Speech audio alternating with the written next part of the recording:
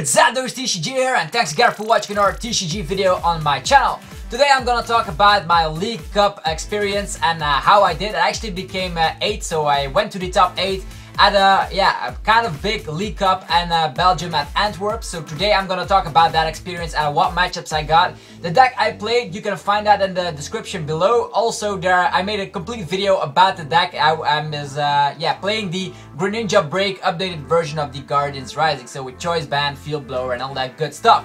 So the first match, I actually came across the Volcanion. Yes, that was something I wanted. The reason I played Greninja is because I had a really great matchup against a lot of decks. Let's say Metagross GX, a really favorable matchup. Volcanion, really favorable matchup. So I definitely enjoyed facing a Volcanion as my first round. And the thing here is, he also runs Volcanion with a neat little combo here with the Starmie. Starmie has an ability, Space Beacon, and you can discard a card from your hand, and then you can put 2 basic energies back into your hand. So basically, he wants to get the energies back time after time to attack with those powerful fire moves with the Steam Up ability of Volcanion. So that match was kind of neat. The first match, I overrun Volcanion. There were no single Frogadier sprites, and I started with a Froakie. Game 2, really close. Starmie was kind of troublesome because time after time he could get those energies back and actually one-shot some of my Greninjas in one-shot. But thanks to Rescue Stretcher, it was kind of, they came back from the dead. And Shadow Stitching also helped a lot because with that, no abilities could be used. So no Star Beacon, no Steam Up, and that kind of really, won me the game right there. So it was the best 2 out of 3, and I won that first matchup really easily because, Volcanion, let's face it, has an auto loss against Greninja. But it was kind of a better game, the second game of that matchup. Also, he ran Brooklet Hill. Brooklet Hill is a stadium right here that lets you put a basic water Pokemon or fighting Pokemon from your from your deck onto the bench. So a basic Pokemon. The reason that he did not play that is because he was scared that I could use it as well to get my Froakies out. So also I had Silent Lap in my deck as well, which means that he is in a disadvantage here, and Volcanion actually auto lost against Greninja. Okay, up to game number 2, and that matchup was against this bad boy, Darkrai EX. Darkrai EX, Dark Pulse, dealing 20 damage plus 20 more for each Darkness energy the opponent has attached to all their Pokemon. And let's face it, he used XP share, but with my Field Blowers, I run 2 copies. That was not a problem at all. He runs 4 XP shares though. Also, I do think he runs 2 or maybe 3 Tapu Lele's in the deck just to get everything that he wants. And also, a Sudowoodo was in the deck. Sudowoodo Roadblock ability makes it that I can only have 4 bench Pokemon, but I don't have a lot of Pokemon in my deck, so that did not cause me a lot of trouble. Also, when I use Silent Lap, I could get myself more Pokemon, and I benched my Tapu Lele. And the thing here, after I benched my Tapu Lele, I used Silent Lap, and then got rid of that ability of the Roadblock, then benched another Froakie. And once that the Silent Lap got removed, I actually put my Tapu Lele in the discard. So that was kind of a neat strategy right there. What was the round 1 against that deck, the Darkrai deck? I had a Froakie start and a duplicate Field blowed away all the XP shares. Actually, I got rid of the 3 XP shares in that game, which was cool. I actually triple sniped a Darkrai with Greninja BREAK, got 2 prizes by that, and actually one-shot an active Darkrai. Silent Lab prevented him from continuing on in that game, and I won the first round. Also, the match number 2 here, he could not retreat with the Oblivion Wing because all of my stadium. I know he has Altar of the Moon in the deck, but the thing here is that with his Darkrai's, once the Darkrai's are knocked out and he tries to recover energies with that Oblivion Wing, because XP share was gone, which means if I knock something out, the energies were going to the discard. So he promotes his Oblivion Wing, and the thing here is I Max Potioned the damage of my Greninja BREAK. And early game, Wally really helped me out in this matchup to get my Frogadiers in play. So Darkrai lost twice against Greninja, going good so far. Okay, next round, we are facing something else here. We are facing Metagross, kind of the new overhyped deck. Together with Alolan Vulpix. This is a neat Pokemon. With Geotech system, you can attach a Psychic or a Metal Energy from the discard to the active. And also the Giga Hammer deals 150 damage, which is enough to one-shot Greninja. But not a Greninja BREAK, so he had to have Kukui to one-shot me. So yeah, this matchup against Metagross GX, I was prepared for. That's also the reason I run the Greninja Break, because it has a really great matchup against Metagross. Shadow Stitching of the Greninja Break is an automatic win here. So how the matches go, I get out my Frogadiers, even though there was one Frogadier prize in the first game, it did not even matter that much since I only needed 2 Greninjas to finish the game for me. Use Shadow Stitching and yeah, make him stuck. He has to attach 3 energies manually, which is really slow for this deck. Also, Algorithm GX is a great move to get 5 cards that he wants, but I had N in the hand, and yeah, this deck pretty much fell apart right there, and yeah, I won first round. Next up, I had a Talonflame start. I only run 1 Talonflame, which is kind of surprising that I start with it, but yeah, it happened. Also, he used Hex Maniac that turn to slow my Greninja Breaks down, but then again, I sniped those Beldums as fast as I could, and after the Hex Maniac was worked out, and boom, he could not get out the second Metagross, and with Shadow Stitching, this deck pretty much falls apart. Alright, next up, I was facing an old friend of mine, it's Manuel, and he is a really skilled player. He's also coming back to the format just like me. 2017 is a great year for a trading card game, as mentioned, and he was playing good old Garbodor, yeah, with Trash Challenge. I tested against this matchup a lot, and it's kind of a 50-50 matchup, so all the games we played were really close. So, how did this go? First match, I actually knocked 3 Tapu Leles. He ran 3 Tapu Leles in his deck. So this Tapu Lele here, 170 HP, is kind of neat. We use a snipe on it, attach a Choice Band to Greninja, and boom, this Tapu Lele gets one-shotted. And I did that 3 times to win myself the game. Did not even focus on the Garbodors in this matchup. I actually focused more on the Tapu Leles. I also feel blowing away the Floatstone on this Garbodor with Garbotoxin did win me that game. Next up, I actually did not win that match because he started with a sniping Tapu Koko, the Sun and Moon promo that came out in a pin collection and then yeah, a collection box. This is a great card. It uses Flying Flip on all my Frogadiers, so my Greninjas were already down in health, and yeah, I did that. Pretty much screwed me up. I had to count my items turn after turn, but in the late game I had to use items just to get that energy crucial enough to one-shot something, and then I only needed 1 more prize card, and I had the energy in the hand because I used that Moonlight Slash to get it back in the hand. I only needed 1 more energy because his Drampa was 60 damage away from being knocked out. So he was playing Garbodor Drampa, and I already won the first round. So the thing he did actually is he promoted, I think he uses the Ninja Boy into the Tauros, which was really surprising. He knocked out Greninja Breaks that way, and the reason that I lost that round is because I only needed 1 more energy. He ended me to 1 card, and I did not get the energy, and boom, it was a game right there. So 1 win, 1 loss in that round, and yeah, we were tied. Time gets called, and that was it. So I was at, yeah, let's see here, 3 wins and a tie.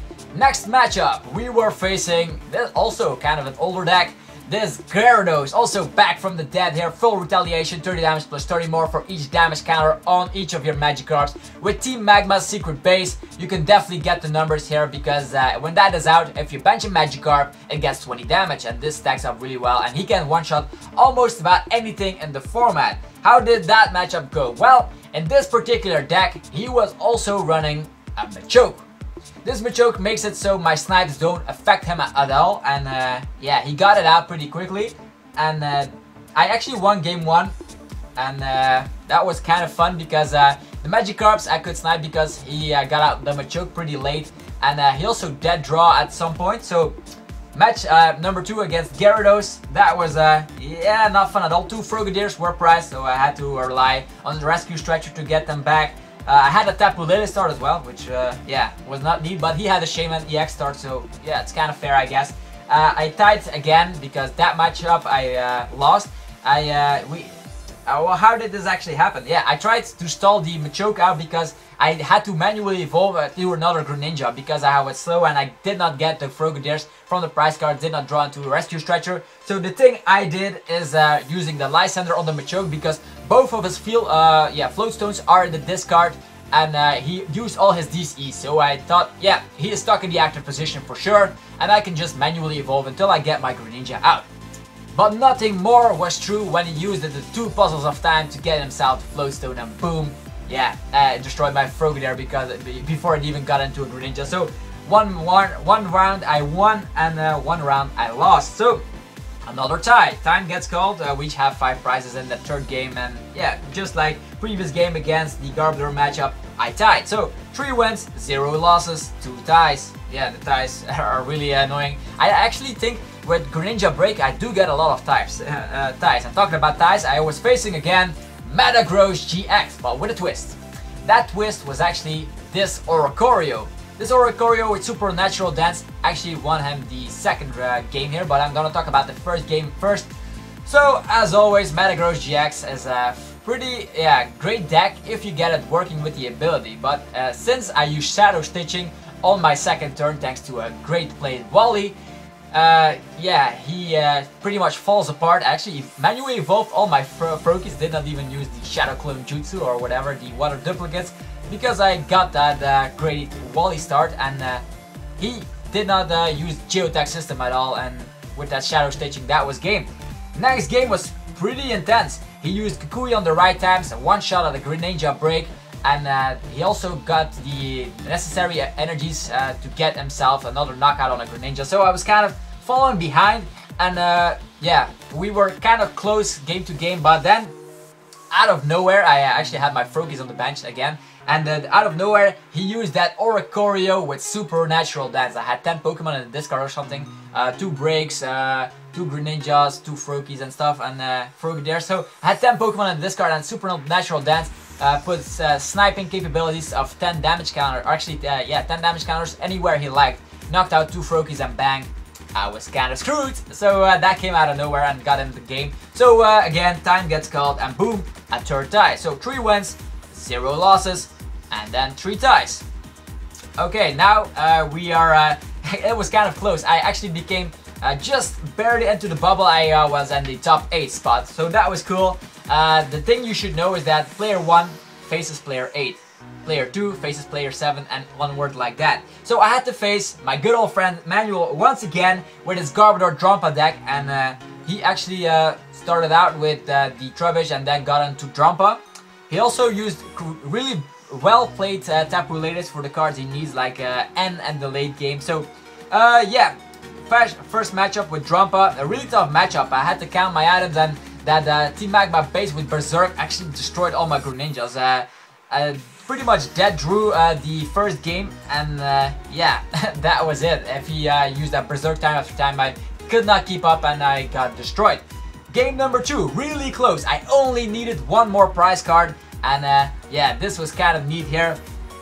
All his Pokemon were damaged, so I had to snipe on the Tapu Koko or just damage the active Garbodor one.